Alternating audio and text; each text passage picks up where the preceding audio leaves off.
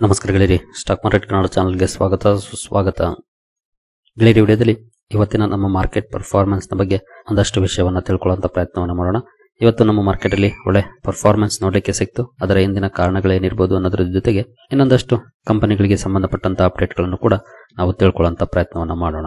ಮೊದಲಿಗೆ ಡಿಸ್ಕ್ಲೇಮರ್ ಕೊಡಲಿಕ್ಕೆ ಇಷ್ಟಪಡ್ತೀನಿ. ಇಲ್ಲಿ ಕವರ್ ಮಾಡ್ತಿರೋಂಥ ಯಾವುದೇ ಸ್ಟಾಕ್ ಅನ್ನು ಕೂಡ ರೆಕಮೆಂಡ್ ಮಾಡ್ತಿಲ್ಲ. ನೀವು ಫರ್ದರ್ ಸ್ಟಡಿ ಮೆಡಿಟೇಷನ್ ತಗೊಳ್ಬಹುದು. ಆಸ್ ಎ ಎಜುಕೇಶನಲ್ ಪರ್ಪಸ್ ನಾನು ವಿಡಿಯೋ ಮುಂದೆ ತರ್ತಾ ಇದ್ದೀನಿ. ಇಲ್ಲಿ ಮೊದಲಿಗೆ ಇವತ್ತಿನ ನಮ್ಮ ನಿಫ್ಟಿ ಪರ್ಫಾರ್ಮೆನ್ಸ್ ಅನ್ನು ನೋಡಿದರೆ ನಿಫ್ಟಿಯಲ್ಲಿ ನೋಡಬಹುದು 245 ಪಾಯಿಂಟ್ಸ್ 1% ಪಾಸಿಟಿವ್ ಪರ್ಫಾರ್ಮೆನ್ಸ್ ನೋಡಲಿಕ್ಕೆ ಸಿಕ್ಕಿದೆ. ಕ್ಯಾಪ್ ಅಪ್ ಅಲ್ಲಿ ಓಪನ್ ಆಯಿತು, ಅನಂತರ ಇನ್ನೂ ಸ್ವಲ್ಪ ಅಪ್ ಆಯಿತು, ನಂತರ ಸ್ವಲ್ಪ ಡೌನ್ ಆಗಿ ಸೇಮ್ ರೇಂಜ್ ಅಲ್ಲಿ ಕನ್ಸಾಲಿಡೇಟ್ ಆಗಿ ಕ್ಲೋಸಿಂಗ್ ಅನ್ನು ಕೊಟ್ಟಿದೆ. ಓವರ್ ಆಲ್ 245 ಪಾಯಿಂಟ್ಸ್ 1% ಅಪ್ ಅಲ್ಲಿ ಕ್ಲೋಸಿಂಗ್ ಕಂಡು ಬಂದಿದೆ. ಇವತ್ತಿನ ಹೈ ಕೂಡ ನೋಡಬಹುದು 25,022 ಕೂಡ ಹೋಗಿತ್ತು. ಅಂದ್ರೆ ಅಗೇನ್ 25,000 ಕ್ರಾಸ್ ಮಾಡಿತ್ತು. ನಂತರ ಅಲ್ಲಿಂದ ಸ್ವಲ್ಪ ಡೌನ್ ಆಗಿ 876ಕ್ಕೆ ಕ್ಲೋಸಿಂಗ್ ಅನ್ನ ಕೊಟ್ಟಿದೆ. ಇವತ್ತಿನ ಲೋ ಕೂಡ ನೋಡಬಹುದು 24,852 ಇತ್ತು. ಓಪನಿಂಗ್ ತುಂಬಾ ಚೆನ್ನಾಗಿತ್ತು. ನೋಡಬಹುದು 24,631 ಕ್ಲೋಸಿಂಗ್ ಇತ್ತು. ಬಟ್ ಓಪನ್ ಆಗಿದೆ 24,938ಕ್ಕೆ. ಅಂದ್ರೆ ಆಲ್ಮೋಸ್ಟ್ 300 ಪಾಯಿಂಟ್ಸ್ ಗಿಂತ ಮೇಲೆ ಓಪನ್ ಆಯ್ತು. ನಂತರ ಇನ್ನು ಅಪ್ ಆಗಿ ಮತ್ತೆ ಮೇಲಿನಿಂದ ಒಂದಷ್ಟು ಡೌನ್ ಆಗಿ 24,876ಕ್ಕೆ ಕ್ಲೋಸಿಂಗ್ ಕಂಡು ಬಂದಿದೆ. ಎಕ್ಸ್ಪೆಕ್ಟೇಷನ್ ಕೂಡ ಇತ್ತು, ಯಾಕಂದ್ರೆ ಮಾರ್ನಿಂಗ್ ವಿಡಿಯೋದಲ್ಲಿ ನಾವು ನಿಫ್ಟಿ ಪರ್ಫಾರ್ಮೆನ್ಸ್ ಅನ್ನು ನೋಡಿದಾಗ ಒಳ್ಳೆ ಪರ್ಫಾರ್ಮೆನ್ಸ್ ಇತ್ತು. ಹಾಗಾಗಿ ಬಟ್ ಕ್ಲೋಸಿಂಗ್ ಯಾವ ರೀತಿ ಇರುತ್ತೆ ಅನ್ನುವಂತ ಕುತೂಹಲ ಇತ್ತು. ಕ್ಲೋಸಿಂಗ್ ಕೂಡ ತುಂಬಾ ಒಳ್ಳೆ ಪ್ರಮಾಣದಲ್ಲಿ ನೋಡ್ಲಿಕ್ಕೆ ಸಿಕ್ಕಿದೆ. ಇನ್ನು ಸೆನ್ಸೆಕ್ಸ್ ಕಡೆ ಬಂದ್ರೆ ಇಲ್ಲೂ ಕೂಡ ನೋಡಬಹುದು 676 ಪಾಯಿಂಟ್ಸ್ 0.84% ಪಾಸಿಟಿವ್ ಪರ್ಫಾರ್ಮೆನ್ಸ್ ಇದೆ. ಇಲ್ಲೂ ಕೂಡ ನೋಡಬಹುದು ಓಪನಿಂಗ್ 81,315, ಗುರುವಾರದ ಕ್ಲೋಸಿಂಗ್ ಇತ್ತು 80,597. ಇಲ್ಲೂ ಕೂಡ ಆಲ್ಮೋಸ್ಟ್ 700 ಪಾಯಿಂಟ್ಸ್ ಅಪ್ಪಲ್ಲೇ ಓಪನ್ ಆಯ್ತು. ಅನಂತರ ಲೋ ಕೂಡ ನೋಡಬಹುದು 81,202 ಕೂಡ ಹೋಗಿತ್ತು. ನಂತರ 273ಕ್ಕೆ ಕ್ಲೋಸಿಂಗ್ ಕಂಡು ಬಂದಿದೆ. ಒಟ್ಟಿನಲ್ಲಿ ಎರಡು ಕಡೆ ಒಳ್ಳೆ ಪರ್ಫಾರ್ಮೆನ್ಸ್ ಬಂದಿದೆ ಹೆಡ್ಲೈನ್ ಇಂಡೈಸಸ್ ಗಳಲ್ಲಿ. ಇನ್ನು ಬ್ರಾಡ್ ಮಾರ್ಕೆಟ್ ಇಂಡೈಸಸ್ ಯಾವ ರೀತಿ ಪರ್ಫಾರ್ಮ್ ಮಾಡಿದ್ವು ಅಂತ ನೋಡಿದರೆ ನಿಫ್ಟಿ ನೆಕ್ಸ್ಟ್ 15 ನಲ್ಲಿ ನೋಡಬಹುದು 1.34% ಪಾಸಿಟಿವ್ ಪರ್ಫಾರ್ಮೆನ್ಸ್ ಇದೆ. ಇನ್ನು ನಿಫ್ಟಿ 100 ಅಲ್ಲಿ 1.05% ಪಾಸಿಟಿವ್ ಇದೆ. ನಿಫ್ಟಿ 200 1.06% ಪಾಸಿಟಿವ್ ಇದೆ. ನಿಫ್ಟಿ 500 1.11% ಪಾಸಿಟಿವ್ ಅಲ್ಲಿ ಕ್ಲೋಸಿಂಗ್ ಅನ್ನು ಕೊಟ್ಟಿದೆ. ಅಂದ್ರೆ ಅಬೋವ್ 1% ಪಾಸಿಟಿವ್ ಪರ್ಫಾರ್ಮೆನ್ಸ್ ನೋಡಲಿಕ್ಕೆ ಸಿಕ್ಕಿದೆ ನಿಫ್ಟಿ 50 ಇಂದ ನಿಫ್ಟಿ 500 ವರೆಗೂ. ಇನ್ನು ಮಿಡ್ ಕ್ಯಾಪ್ ಕಡೆ ಬಂದ್ರೆ ಮಿಡ್ ಕ್ಯಾಪ್ 15 ನಲ್ಲಿ 1.32% ಪಾಸಿಟಿವ್ ಇದೆ. ಮಿಡ್ ಕ್ಯಾಪ್ 100 ಅಲ್ಲಿ 1.08% ಪಾಸಿಟಿವ್ ಇದೆ. ಹಾಗೆ ಮಿಡ್ ಕ್ಯಾಪ್ 150 ನಲ್ಲಿ 1.19% ಪಾಸಿಟಿವ್ ಇದೆ. ಇಲ್ಲೂ ಕೂಡ ಒಳ್ಳೆ ಪರ್ಫಾರ್ಮೆನ್ಸ್ ಇದೆ. ಇಲ್ಲೂ ಕೂಡ ಮೋರ್ ದೆನ್ 1% ಪಾಸಿಟಿವ್ ಪರ್ಫಾರ್ಮೆನ್ಸ್ ಇದೆ. ಇನ್ನು ಸ್ಮಾಲ್ ಕ್ಯಾಪ್ 100 ಕಡೆ ಬಂದ್ರೆ 1.38% ಪಾಸಿಟಿವ್ ಇದೆ. ಸ್ಮಾಲ್ ಕ್ಯಾಪ್ 50 1.46% ಪಾಸಿಟಿವ್ ಇದೆ. ಸ್ಮಾಲ್ ಕ್ಯಾಪ್ 250 1.33% ಪಾಸಿಟಿವ್ ಇದೆ. ಅಂದ್ರೆ ಇಲ್ಲೂ ಕೂಡ ಮೋರ್ ದೆನ್ 1% ಪಾಸಿಟಿವ್ ಪರ್ಫಾರ್ಮೆನ್ಸ್ ಬಂದಿದೆ. ಲಾರ್ಜ್ ಕ್ಯಾಪ್ ಅಂಡ್ ಮಿಡ್ ಕ್ಯಾಪ್ಗೆ ಹೋಲಿಸಿದ್ರೆ ಇವತ್ತು ಸ್ಮಾಲ್ ಕ್ಯಾಪ್ ಚೆನ್ನಾಗಿ ಪರ್ಫಾರ್ಮ್ ಮಾಡಿದೆ. ಒಟ್ಟಿನಲ್ಲಿ ಸ್ಮಾಲ್ ಕ್ಯಾಪ್ ಇವತ್ತು ಸ್ಟ್ರಾಂಗ್ ಕಮ್ ಬ್ಯಾಕ್ ಅನ್ನ ಮಾಡಿದೆ ಅಂತಾನೆ ಹೇಳ್ಬೋದು ಈ ಪರ್ಫಾರ್ಮೆನ್ಸ್ ಅನ್ನ ನೋಡಿದ್ರೆ. ಇನ್ನು ಮೈಕ್ರೋ ಕ್ಯಾಪ್ ಅಲ್ಲೂ ಕೂಡ ನೋಡಬಹುದು 1.5% ಗಿಂತ ಜಾಸ್ತಿ ಪಾಸಿಟಿವ್ ಪರ್ಫಾರ್ಮೆನ್ಸ್ ನೋಡ್ಲಿಕ್ಕೆ ಸಿಕ್ಕಿದೆ. ಓವರ್ ಆಲ್ ಸ್ಮಾಲ್ ಕ್ಯಾಪ್ ಆಗಲಿ ಮಿಡ್ ಕ್ಯಾಪ್ ಆಗಲಿ ಅಥವಾ ಲಾರ್ಜ್ ಕ್ಯಾಪ್ ಆಗಲಿ ಎಲ್ಲ ಕಡೆ ಒಳ್ಳೆ ಪರ್ಫಾರ್ಮೆನ್ಸ್ ಬಂತು. ಅದರಲ್ಲೂ ಮೋರ್ ದೆನ್ 1% ಪಾಸಿಟಿವ್ ಪರ್ಫಾರ್ಮೆನ್ಸ್ ನೋಡ್ಲಿಕ್ಕೆ ಸಿಕ್ಕಿದೆ ಇವತ್ತಿನ ನಮ್ಮ ಮಾರ್ಕೆಟ್ ಅಲ್ಲಿ. ಇನ್ನು ಸೆಕ್ಟೋರಲ್ ಇಂಡೈಸಸ್ ಗಳು ಯಾವ ರೀತಿ ಪರ್ಫಾರ್ಮ್ ಮಾಡಿದ್ವು ಅಂತ ನೋಡಿದರೆ ನಿಫ್ಟಿ ಬ್ಯಾಂಕ್ ಅಲ್ಲಿ ನೋಡಬಹುದು 0.71% ಪಾಸಿಟಿವ್ ಇದೆ. ಫೈನಾನ್ಷಿಯಲ್ ಸರ್ವಿಸಸ್ 1.05% ಪಾಸಿಟಿವ್ ಅಲ್ಲಿ ಕ್ಲೋಸಿಂಗ್ ಅನ್ನ ಕೊಟ್ಟಿದೆ. ಇಲ್ಲೂ ಕೂಡ ಒಳ್ಳೆ ಪರ್ಫಾರ್ಮೆನ್ಸ್ ಇದೆ. ಹೆವಿವೇಟ್ ಸೆಕ್ಟರ್ ಅಲ್ಲಿ ಒಳ್ಳೆ ಪರ್ಫಾರ್ಮೆನ್ಸ್ ನೋಡ್ಲಿಕ್ಕೆ ಸಿಕ್ಕಿದೆ ಇವತ್ತು. ನಂತರ ಬೇರೆ ಸೆಕ್ಟೋರಲ್ ಇಂಡೈಸಸ್ ಯಾವ ರೀತಿ ಪರ್ಫಾರ್ಮ್ ಮಾಡಿದ್ವು ಅಂತ ನೋಡಿದರೆ ಆಟೋದಲ್ಲಿ ನೋಡಬಹುದು ಸಾಲಿಡ್ ಪರ್ಫಾರ್ಮೆನ್ಸ್ ನೋಡ್ಲಿಕ್ಕೆ ಸಿಕ್ಕಿದೆ. ಇವತ್ತು 4.18% ಜಂಪ್ ಇದೆ. ಇದಕ್ಕೆ ಕಾರಣ ಅಂತೂ ನಿಮ್ಗೆ ಈಗಾಗಲೇ ಗೊತ್ತಿದೆ ಅನ್ಕೊಳ್ತೀನಿ, ಯಾಕೆ ಈ ರೀತಿಯ ಪರ್ಫಾರ್ಮೆನ್ಸ್ ಬಂದಿದೆ ಅಂತ. ಇದಕ್ಕೆ ಕಾರಣವನ್ನ ನಾನು ಈಗಾಗಲೇ ಈ ವಿಡಿಯೋದಲ್ಲಿ ತಿಳಿಸ್ಕೊಟ್ಟಿದ್ದೆ. GST ಯಲ್ಲಿ ಬದಲಾವಣೆ, ಯಾವ ಷೇರುಗಳಿಗೆ ಲಾಭ, ಅಲ್ಲಿ ಇಂಡಿವಿಜುವಲ್ ಸ್ಟಾಕ್ ಅನ್ನ ನಾನು ಕವರ್ ಮಾಡದೇ ಇರಬಹುದು, ಆದ್ರೆ ಯಾವೆಲ್ಲ ಸೆಕ್ಟರ್ಗೆ ಇದರ ಲಾಭ ಆಗುತ್ತೆ ಅನ್ನೋದನ್ನ ಈ ವಿಡಿಯೋದಲ್ಲಿ ಡೀಟೇಲ್ ಆಗಿ ಎಕ್ಸ್ಪ್ಲೈನ್ ಮಾಡಿದ್ದೆ. ಇನ್ ಕೇಸ್ ನೀವು ಇಲ್ಲಿವರೆಗೂ ನೋಡಿಲ್ಲ ಅಂದ್ರೆ ಒಂದ್ಸಲ ನೋಡಬಹುದು. ಈಗಾಗಲೇ ನೋಡಿರೋರಿಗೆ ಗೊತ್ತಿರುತ್ತೆ ಯಾಕೆ ಇವತ್ತು ಈ ರೀತಿಯ ಬಿಗ್ ರಿಯಾಕ್ಷನ್ ಆಟೋ ಸೆಕ್ಟರ್ ಅಲ್ಲಿ ನೋಡ್ಲಿಕ್ಕೆ ಸಿಕ್ಕಿದೆ ಅಂತ. ಅದ್ರ ಬಗ್ಗೆ ಮುಂದುವರೆದು ಇನ್ನು ತಿಳ್ಕೊಳ್ಳೋಣ. ನಂತರ FMCG ಕಡೆ ಬಂದ್ರೆ 1.19% ಪಾಸಿಟಿವ್ ಇದೆ. IT ಮೋರ್ ದೆನ್ 0.5% ಡೌನ್ ಅಲ್ಲಿ ಕ್ಲೋಸಿಂಗ್ ಅನ್ನು ಕೊಟ್ಟಿದೆ. ಮೀಡಿಯಾ ಕೂಡ ಸ್ವಲ್ಪ ಮಟ್ಟಿಗೆ ಡೌನ್ ಆಗಿದೆ. ಮೆಟಲ್ ಅಲ್ಲಿ ಒಳ್ಳೆ ಪರ್ಫಾರ್ಮೆನ್ಸ್ ಇದೆ, 1.86% ಪಾಸಿಟಿವ್ ಇದೆ. ಫಾರ್ಮಾ 0.05% ನೆಗೆಟಿವ್ ಇದೆ, ಅಂದ್ರೆ ಫ್ಲಾಟಿಶ್ ಪರ್ಫಾರ್ಮೆನ್ಸ್ ಇದೆ. PSU ಬ್ಯಾಂಕ್ಗಳಲ್ಲಿ 0.41% ಪಾಸಿಟಿವ್ ಇದೆ.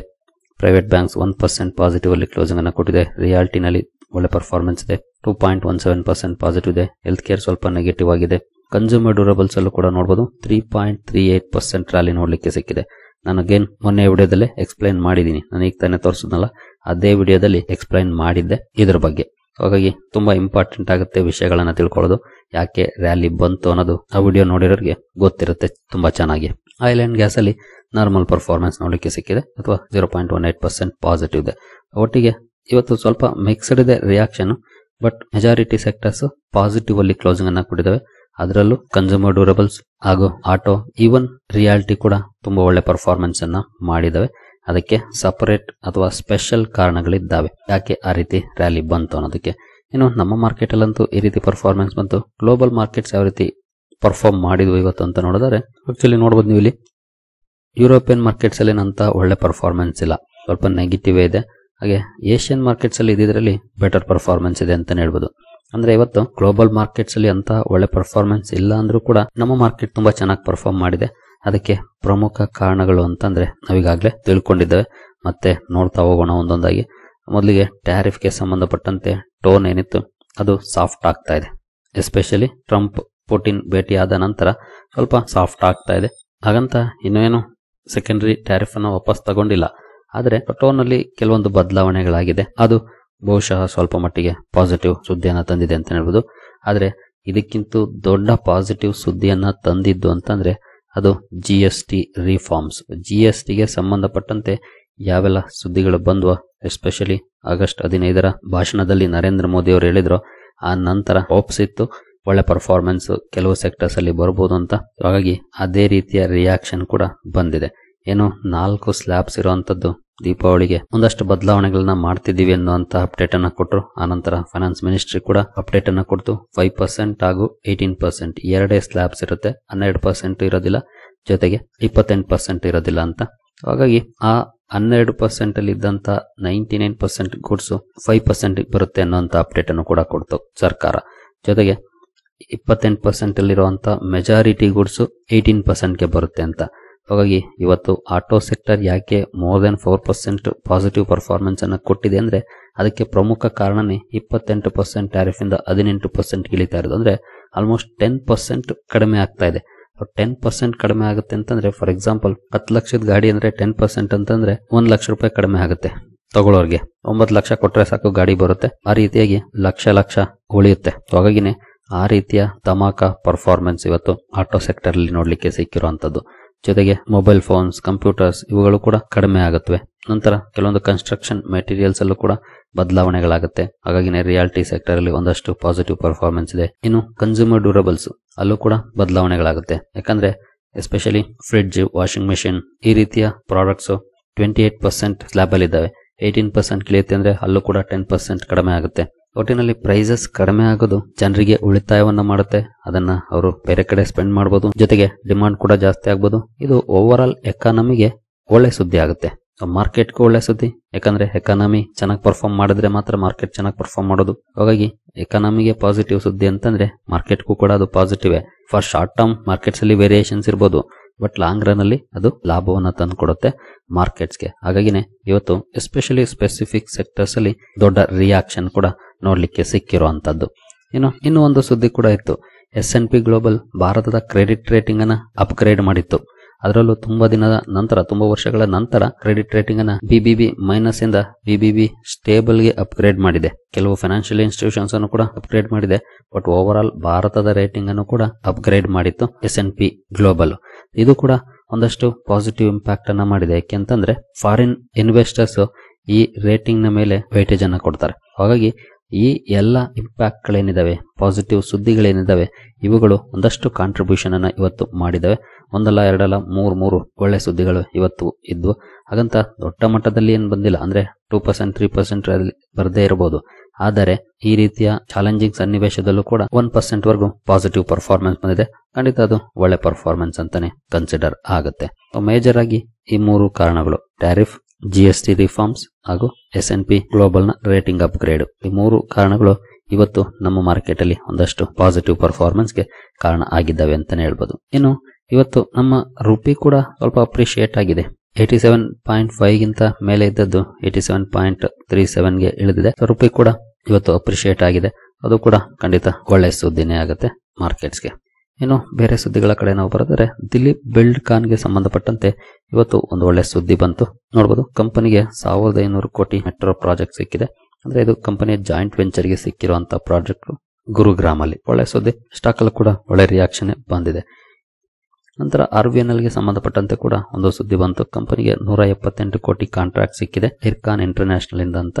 ಬಟ್ ಸ್ಟಾಕ್ ಅಲ್ಲಿ ಆಗ ರಿಯಾಕ್ಷನ್ ಬಂತು. ಆನಂತರ ಕ್ಲೋಸಿಂಗ್ ಏನಂತ ಪಾಸಿಟಿವ್ ಅಲ್ಲಿ ಇಲ್ಲ, ಫ್ಲಾಟಿಶ್ ಆಗಿ ಕ್ಲೋಸಿಂಗ್ ಕಂಡು ಬಂದಿದೆ. ಇನ್ನು ಸ್ವಿಗ್ಗಿಯಲ್ಲಿ ಕೂಡ ಒಳ್ಳೆ ಪರ್ಫಾರ್ಮೆನ್ಸ್ ನೋಡ್ಲಿಕ್ಕೆ ಸಿಕ್ತು. ಕಾರಣ ಇದ್ರ ಬಗ್ಗೆ ಸುದ್ದಿಯನ್ನು ನಾನು ಶನಿವಾರನೇ ಕವರ್ ಮಾಡಿದ್ದೆ. ಕಂಪನಿ ಪ್ಲಾಟ್ಫಾರ್ಮ್ ಫೀಸ್ ಅನ್ನ ಜಾಸ್ತಿ ಮಾಡಿದೆ ಅಂತ, ಆ ಕಾರಣಕ್ಕಾಗಿ ಫೋಕಸ್ ಅಲ್ಲಿತ್ತು. ಬಟ್ ಮಾರ್ನಿಂಗ್ ಒಳ್ಳೆ ರಿಯಾಕ್ಷನ್ ಬಂದ್ರು, ಹೋಗ್ತಾ ಹೋಗ್ತಾ ಸ್ವಲ್ಪ ಕರೆಕ್ಷನ್ ಆಗಿ ನಿಯರ್ಲಿ 0.5% ಅಪ್ ಅಲ್ಲಿ ಕ್ಲೋಸಿಂಗ್ ಅನ್ನ ಕೊಟ್ಟಿದೆ. ಇನ್ನು alcohol, cigarette and gaming stocks ಇವತ್ತು ಡೌನ್ ಫಾಲ್ ಅನ್ನ ಕಂಡಿದ್ದಾವೆ. ಅದಕ್ಕೆ ಪ್ರಮುಖ ಕಾರಣನೇ 40% ಟ್ಯಾಕ್ಸ್ ಹಾಕ್ಬಹುದು ಅಂತ. ಈಗಾಗಲೇ ನಾನು ಮೊದಲಿಗೆ ಒಂದು ವಿಡಿಯೋನ ತೋರಿಸ್ದೆ, ಮೊನ್ನೆ ಕವರ್ ಮಾಡಿರುವಂತದ್ದು. ಅದೇ ವಿಡಿಯೋದಲ್ಲಿ ಇದ್ರ ಬಗ್ಗೆ ಸುದ್ದಿಯನ್ನು ಕೂಡ ಕವರ್ ಮಾಡಿದ್ದೆ.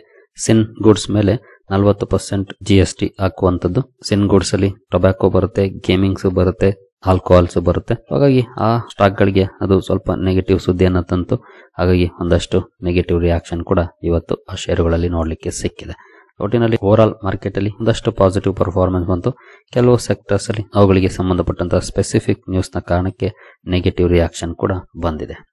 ಸರಿಗಳೇ, ಈ ಎಲ್ಲ ಅಪ್ಡೇಟ್ಸ್ ನಿಮಗೆ ಇಷ್ಟ ಆಗಿದೆ ಅನ್ಕೊಳ್ತೀನಿ. ಮುಂದಿನ ವಿಡಿಯೋದಲ್ಲಿ ಸಿಗೋಣ. ಅಲ್ಲಿವರೆಗೂ ಜೈ ಹಿಂದ್, ಜೈ ಕರ್ನಾಟಕ.